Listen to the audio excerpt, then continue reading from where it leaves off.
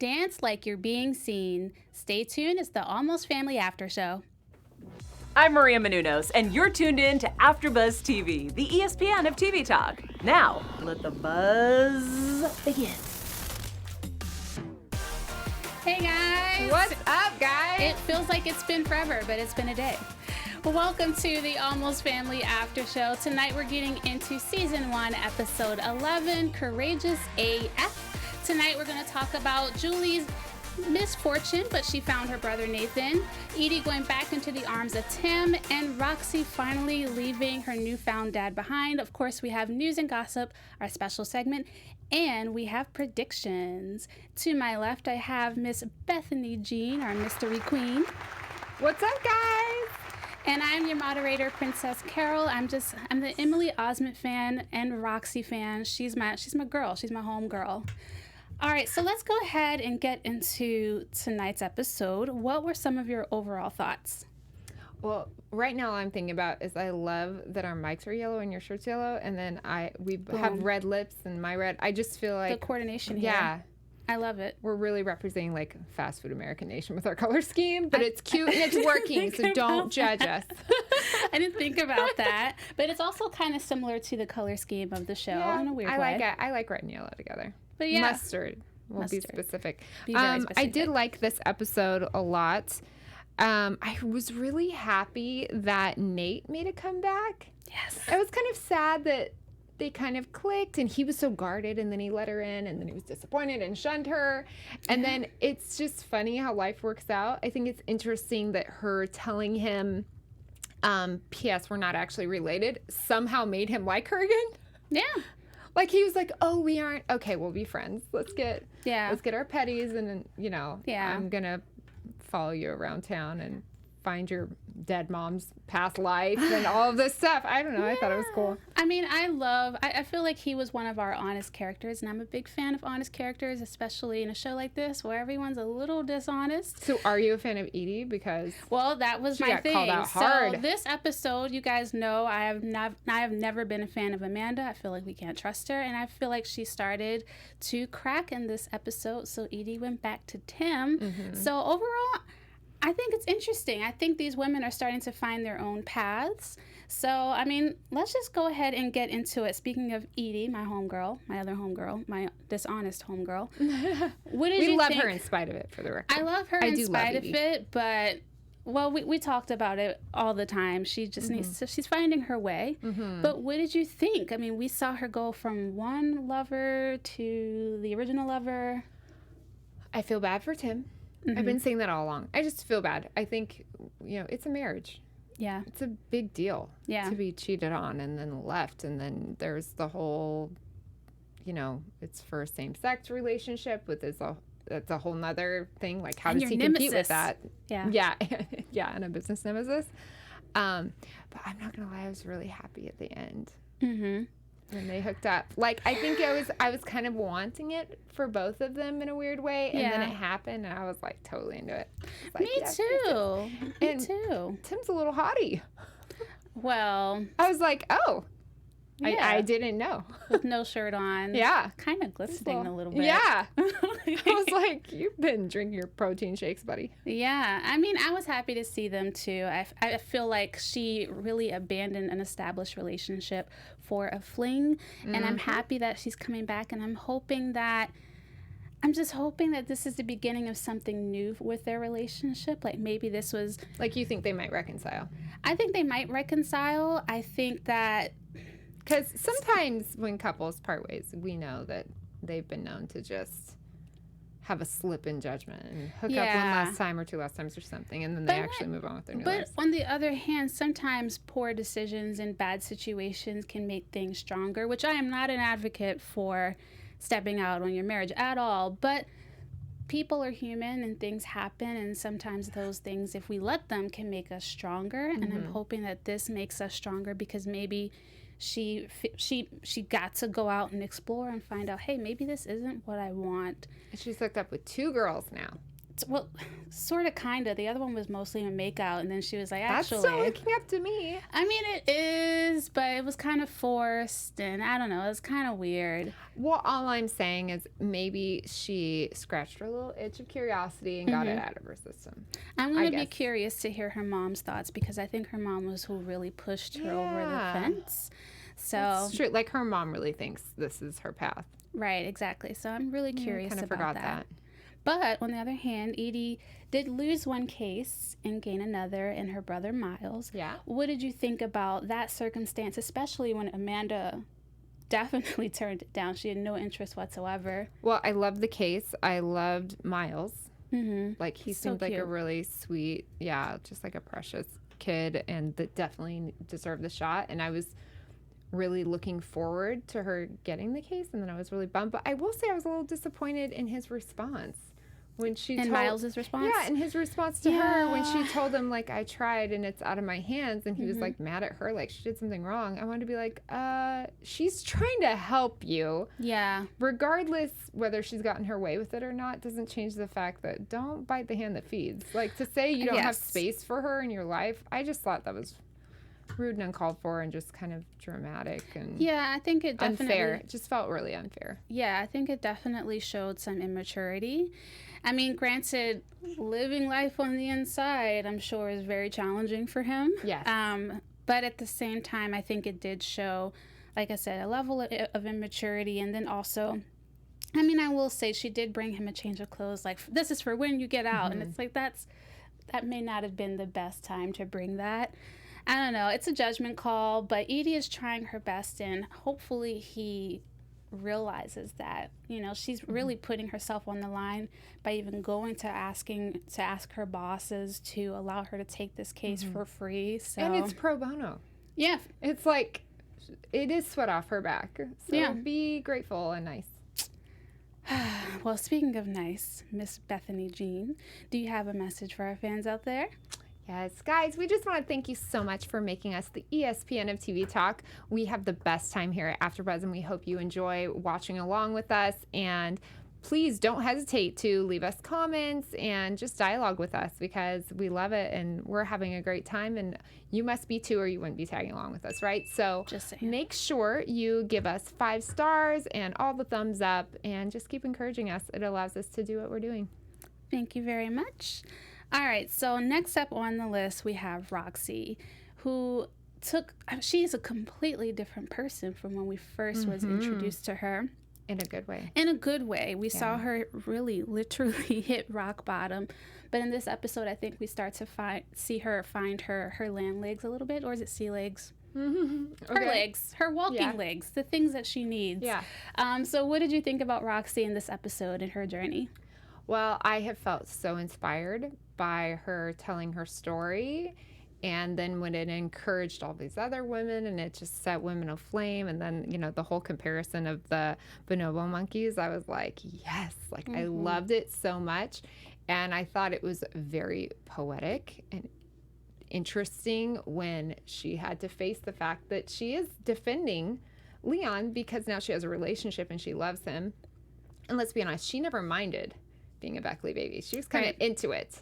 Yeah. For whatever reason, mostly because she thinks her parents suck. But she for sure has clouded her vision of if he is actually guilty or not, right? Because she's just enjoying having this father figure.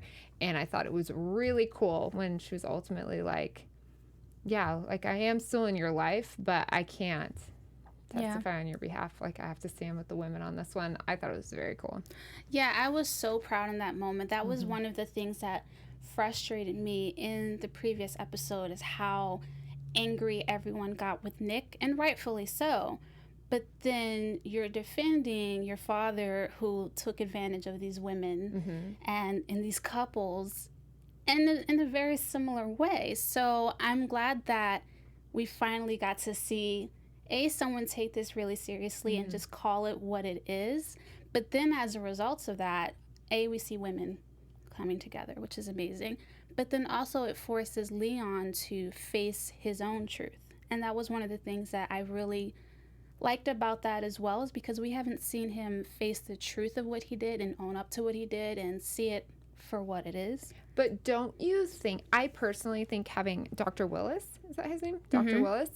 I think bringing Dr. Willis's character in was really timing is apropos, because I think it made Leon recognize that this guy's kind of a piece. Well, and yes. he was his mentor, and he really did affect him. And he affected his ego and all of these things in these former years when he was making those choices. And I thought it was very cool that he told him, I'm sorry, I can't have you as a character witness because I don't think we see eye to eye. Yeah. Like Leon had changed. So we've seen such a change in Leon. They've all grown so much in this season. Yeah, definitely. Every character has done like leaps and bounds of personal growth. And I think especially Leon, maybe more than anyone. Leon and Roxy and Julia. I don't know if Leon, Edie's I would working say on it. more than it. Yeah, she's getting it together. I don't know if I would say Leon more than anyone. I think this is really the beginning to me. I mean, I think the cracks have been there through the slight jabs that people have made, but I think this is really like, oh wow, my mentor is extremely racist and also just a terrible human being in general, but then also chauvinist and ego trip, many things, but then also his daughter, his baby, who loves him regardless, turning her back on him and deciding to make a stand too. I think that's really hard for any dad, even if he wasn't really like her dad. But nevertheless, I'm thinking that this is going to be the real turning point, you know, and I'm glad that he faced it because not everyone does. Well, but when she basically walked out on him, he even said, I respect it. Right. He was proud of her. Yeah, and he was proud of her. So I feel like comparatively to the first character, Dr. Leon, we met, think of episode 1, the guy that walked out on his own ceremony to go get a steak. Like that guy's ego was out of control.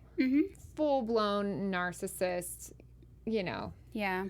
And then now we have someone he's been very humanized. And humbled. Yeah. Very much, yeah. Humble pie. Well, and I think it's been great for him. Yeah. I mean, and I think the other person I wanted to get into next was Julia. I think this has been a great journey for her because, as I've been saying from the get-go, she's finally getting out of his shadow, finally getting out from his guidance and his direction and starting to forge her own path and really discover her own background and discover her mom for who she really was. And in the process, she got to reconnect with Nate, who's so honest. And so I'm a big fan of Nate, clearly. But what did you think of her and her journey on this episode? I mean, I thought it was very cool. I felt so bad for Julia the whole time. I just feel like she's had a lot of raw end of the stick kind of handed to her. And then finding out she's not even a Bechley, like, is so crazy, right? I can't imagine how that would feel. Who could imagine that? Yeah. Who could it's not imagine something finding we out think your about. parent isn't your parent? And biologically. And it's just him and her, you know, so. And then it was interesting, too. I've thought so many times, Leon Bechley has great style. Just like side note. And then Julia, I think, has really cool style. And I always thought, like, oh, the apple doesn't fall far from the tree. Like, of all these characters in the show, they are more, like, stylized. Like, Bechley, Dr. Bechley has just cool older guy style. He does. Interesting. Yeah, and I always thought that was really cool. And then so did Julia. And then they're not actually related. I think it's I felt like they had a little slightly more eccentricness to them. So I thought there was something there. And then they weren't related. it's But not he for is me. related to all these. Except for her. But I love the fact that I think she needed Wait, what do you mean it's not for you? You don't think Dr. Bechley has cool style? I don't. You don't? I don't at all. Oh my gosh, I totally Even for do. someone his age. He has like such rad blazers and he layers well. Tomato. But I think this is the journey that Julia needed. I think she needed a real shakeup. And I mean, obviously, I don't think the Bechley baby situation was enough of a shakeup for her. I think she needed a personal one. Because that one, it's at the end of the day, it affects her. It's personal, but it's also everyone else's world was changed to the degree that her world was not. And now she's really facing what Yeah, it's everyone what they else, were feeling. Exactly, the person you thought your I'm fault not the was. recipe I thought I was. Exactly. Yeah. So I think this is a journey that she needs, and I love the dance number at the end. That has been my favorite scene from the entire series thus far. Me too. It was really well choreographed, and I loved how and everyone she has very graceful hands. Yes, there's graceful dancers, and then there's graceful hands. Yeah, and they don't always coincide. She has very. Yeah, she did a great job, movement. And I felt it for her, which is not often that I have that experience, but I kind of got goosebumps, and then at the same time we saw where the other sisters were. We got to see Roxy scream her heart out and just let go, and I think that was what everyone needed on the show. It was really cool. Yeah. I really love the dancing, and I love these characters we met, Wyndham and Joyce. Wyndham and Joyce?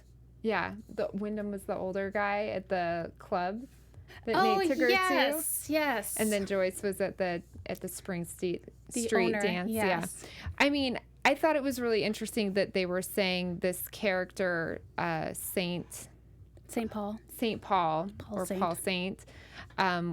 was Spring Street Dance, which is Spring Street's an Irish thing. That he was Irish Scottish, and then obviously Julia has red hair. So I was like, oh my gosh, is that him? Is that like, him? yeah, but no, he was gay, so maybe not. I'm so glad it wasn't him, because I would have been like, oh my gosh, can we avoid that stereotype, the red hair? Well, it's not a stereotype, it's genetics. Yeah, but not all Irish people. I don't know. I just kind of like to stay away from. No, not all Irish people have red hair. Yes, I wanted to stay away from those mass majority of redheaded people in the world, though, are Irish or Scottish descent. That is like the origin of it. But let's stay away from the obvious. But anyway, it's not her dad, so it doesn't matter. I know. Well, I was kind of disappointed. I thought it was like this cool thing. I was like, oh my gosh, it makes perfect sense. She looks like a little Irish girl. And then her dad's this like Irish dance studio owner, but no, nope, that wasn't it. To be continued, the plot thickens, but that is it for our coverage for tonight's episode. Next up, let's get into some news and gossip. AfterBuzz TV News. So just a little news today. Emily Osment posted on her Instagram a very cute picture of her lying on a table giving blood. And she wrote, I gave blood today on the news. Every 2 seconds, someone needs blood. And then she thanked Fox 11 for always asking me about baseball on live TV. Go Dodgers. I thought it was very cute. I didn't know about that statistic. Yeah, I didn't either. So thank you, Emily. You taught us something. Give blood, guys, or at least come out and support, even if you can't. Yeah, volunteer. Good for her for posting that, because I mean, I can't give blood because of my own it's a stupid reason, but I myself can't lose blood. It's a health so thing. I don't give blood, but it's so important. I wish I could. So it's just not something on my radar because it's something I can't do, but it's cool when I watch other people do it and encouraging others to do it, because it's just this massively important thing. Yeah, I used to volunteer whenever we had blood drives in high school, and now, especially when I hear things like this, it reminds me, oh yeah, I need to get back into doing that regularly. Yeah. So, but yeah, that's really sweet of her. I'm glad she shared that statistic. I didn't know. Yeah.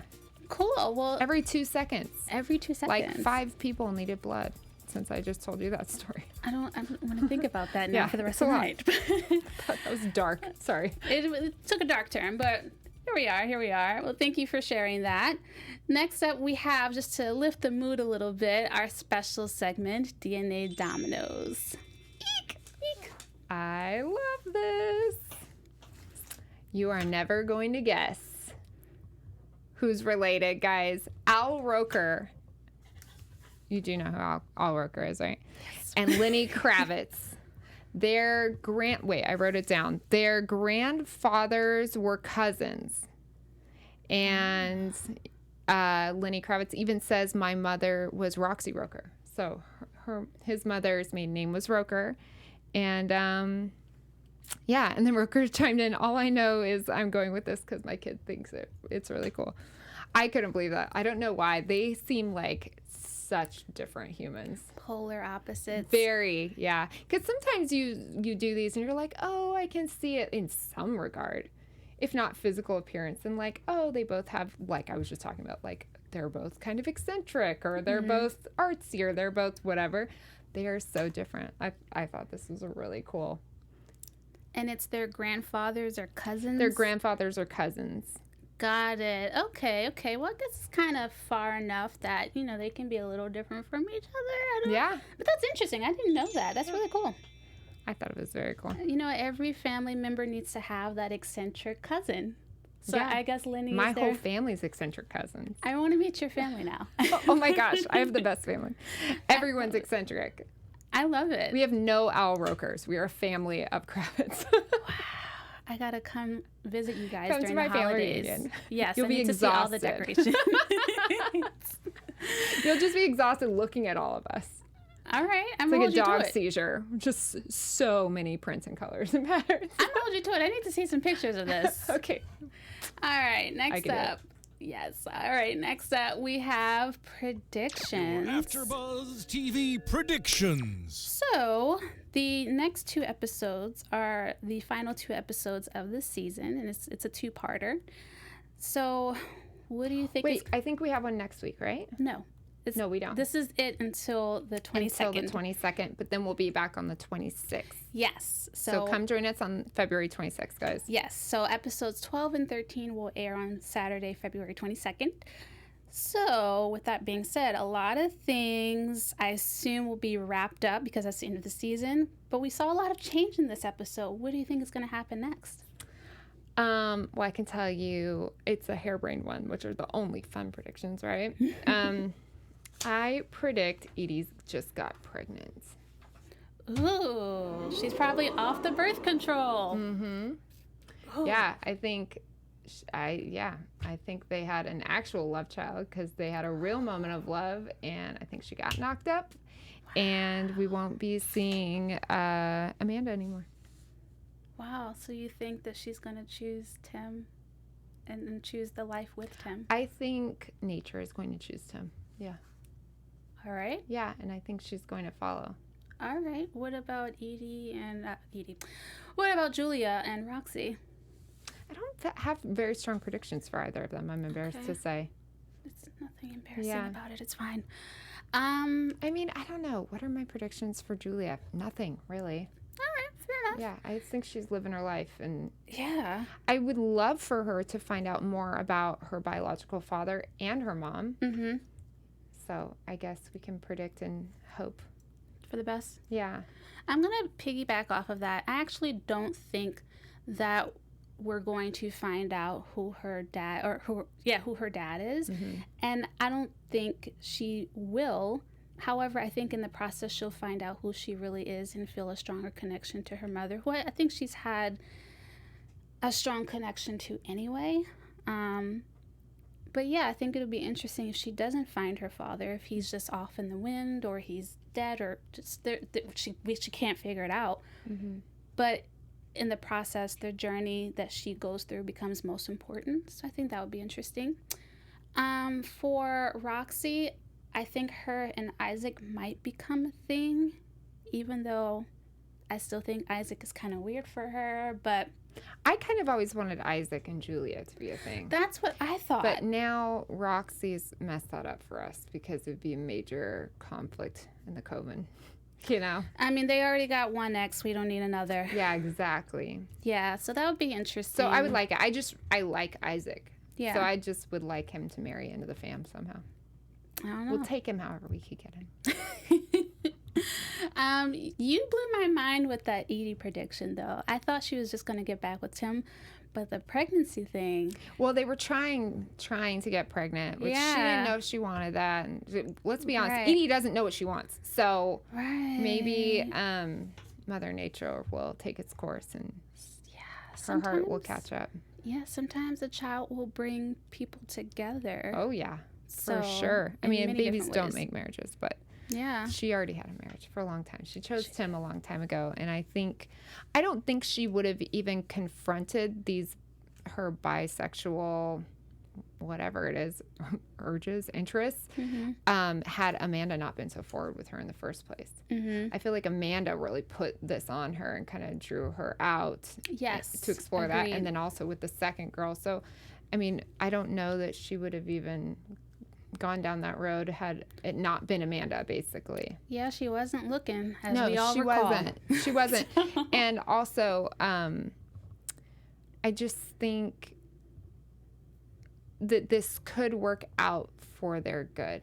Maybe she needed to get this out of her. This isn't the affair. Yeah, maybe she did need to explore this side of her, and hopefully Tim will be understanding, and if they reconcile and maybe do have a family, that it's something Edie can actually put behind her, and hopefully Tim can as well. You know what I mean? Knowing like, yeah, I checked that off my box. It is something I looked into, and I still want to be with my husband. Yeah, I agree. Maybe. She went out to the wild, wild west, and she went home packing. Speaking of Amanda, I have to tell you, I was so surprised to see her because I had never seen that actress, Victoria Cardigans. I'm sorry if I'm butchering your name and you're watching this. The very beautiful woman that plays Amanda. I just saw her in You. Have you watched You? No, I tried and I simply cannot. But I didn't know she has a character in it, a very small character, and she looks very different from Amanda. I have to look it up now. So you watched the first episode? I watched the first episode. You know the little neighbor boy? Yes. His mom is Amanda. Naturally curly hair, no makeup, essentially a battered woman. Wow. So very different looking. And then you know who else is also in Almost Family and You, I noticed, is Daniel Cosgrove, who just played the councilman. You know, the councilman that said, hey, Tim came to me and I'm going to approve. Oh, the leader of the firm. Oh. Yeah, I don't know the term. Yes. Plot twist. Yeah. He's good for all these actors. Yeah. I know. I was like, that's so cool. They're working together. See? I'm always, yeah. I like when I watch people work together twice. I love that. I don't know why. It makes me happy. I'm just happy to see actors working. That's really important. No kidding. All right. Well, that wraps up our coverage for tonight. Miss Bethany, where can we find you on social media? Hey, guys, come find me on Instagram and be my friends. It's Bethanie Jean Official. That's Bethany with an IE. And you guys can find me on Instagram and Twitter at PrincessCTV. We will see you on February 26th, and the finale is 2 parts airing on February 22nd. So keep that in mind, guys. We'll see you soon. Bye. Bye. Our founder, Keven Undergaro, and me, Maria Menounos, would like to thank you for tuning in to AfterBuzz TV. Remember, we're not just the first, we're the biggest in the world, and we're the only destination for all your favorite TV shows. Whatever you crave, we've got it. So go to AfterBuzzTV.com and check out our lineup. Buzz you later. The views expressed herein are those of the hosts only and do not necessarily reflect the views of AfterBuzz TV or its owners or principals.